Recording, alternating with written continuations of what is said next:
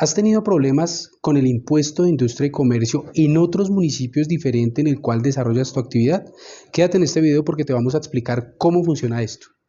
Te lo voy a explicar por medio de un ejemplo. Hemos tenido el caso de clientes los cuales se encuentran ubicados en la ciudad de Bogotá, realizan su actividad comercial desde Bogotá, pero han recibido requerimientos desde otras administraciones distritales de impuestos, desde Cali, desde Medellín, desde diferentes municipios de Boyacá incluso, o aquí municipios de Cundinamarca. Lo que sucede en estos casos es que los empresarios no tienen en cuenta la territorialidad de ese impuesto. Esto es muy importante. Casos en los que hemos visto que llega un requerimiento de otra administración de impuestos es donde ha hecho que el cliente se siente a evaluar, analizar, haga su verificación interna de cómo aplica esta territorialidad respecto de su actividad. Entonces tenemos tres grandes grupos en los cuales suele categorizarse esto, los cuales son los prestadores de servicios, los comercializadores de bienes y también los que producen los bienes dentro de un municipio. Tenemos el caso de un cliente el cual realiza actos de comercio, vende químicos e insumos aquí en Bogotá. Él fue requerido hace pocas semanas en la administración por parte de la alcaldía de Cartago, Valle del Cauca. Nuestro cliente, pues extrañado por esa situación, entró a verificar qué estaba sucediendo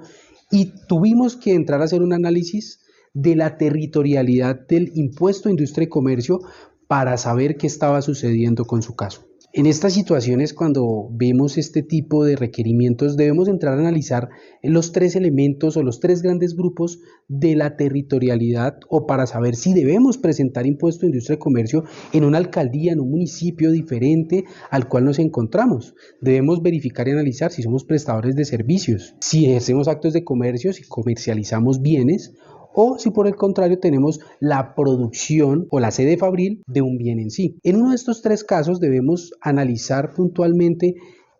cómo nos encontramos respecto a nuestra administración para saber dónde debemos pagar nuestros impuestos. En el caso de nuestro cliente, él se encontraba en Bogotá, estaba comercializando bienes desde Bogotá, fue requerido en otra administración y el inconveniente venía a que tuvimos que entrar a explicarle a la alcaldía de Cartago que realmente nuestro cliente era sujeto a sus impuestos aquí en Bogotá y que tenía una venta de sus bienes desde Bogotá y que el receptor o el comprador de ese bien era una persona que se encontraba allá, pero que al estar dentro de los parámetros de la ley debíamos presentar nuestros impuestos aquí en Bogotá y nunca se debió hacer ningún tipo de información exógena, ningún tipo de reporte en Cartago, ya que como se los he dicho, el bien se vendía desde aquí de Bogotá. Este es un ejemplo donde podemos ver que existen factores en los cuales la prestación de un servicio, la producción de un bien o la comercialización de un bien pueden afectar y pueden determinar dónde debo pagar mis impuestos. Si dentro del territorio en el cual me encuentro, donde se encuentra mi fábrica, donde se encuentran mis oficinas,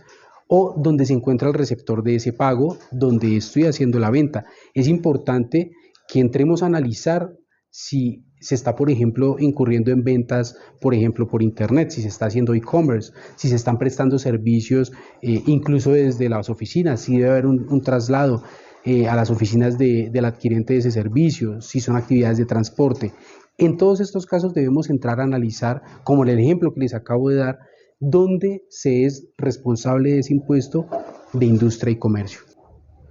Tuvimos el caso de un cliente que fue requerido por una administración, fue requerido por una alcaldía de otro municipio diferente al de Bogotá, donde tuvimos que entrar a demostrarle a la alcaldía que ese cliente de nosotros, al vender insumos aquí dentro de Bogotá y venderlos desde Bogotá, era sujeto pasivo, era responsable de impuesto de industria y comercio aquí en Bogotá. En ese caso, la administración no admitió nuestra argumentación. Tuvimos que demandar y fue un juez administrativo el que nos dio la razón, donde recurrió a todos los parámetros legales y a la doctrina que aplicamos en ese caso, donde él nos dijo, ustedes tienen la razón, se aplica la territorialidad del impuesto para el caso del cliente de ustedes aquí en Bogotá.